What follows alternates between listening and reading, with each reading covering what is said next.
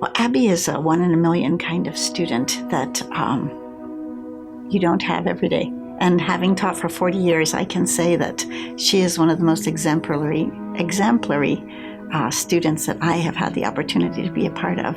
So my 3 trips in West Africa, I did a lot of humanitarian aid type stuff, things like water filters and grain distributions, and I would volunteer at pop-up clinics. And then this last summer I had the opportunity to go to Kenya for a couple weeks on the east coast of Africa and work out in a rural hospital there. So I would show up there most days and just help deliver babies, and a lot of times I'd look around and I would be the only one helping to deliver the baby. One of those times where I found myself pretty much on my own was there was a mom, wasn't making any noise, and she was crowning. I was like, oh, okay, there's no one else here. I could hear your voice, okay, this is what you do. These are the movements that are supposed to happen as the baby comes out. So I'm just kind of doing it, and it was not me. The baby just kind of slid out, but then there's another baby coming. And I was like, oh, it's twins. Okay. So as soon as the head had come out, the cord was wrapped around this baby's neck, and I was like, oh boy.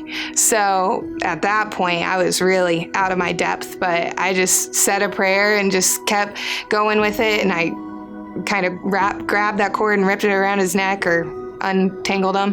Babies are so resilient, and he started to pink up and took a big wail after a little while. In so many ways, Abby testifies to the power of supporting a mom through the birth experience and knowing that you're going to do everything that you can, and after it's done, then you cry, and then you weep at what could have happened and what you wish you could have done more of.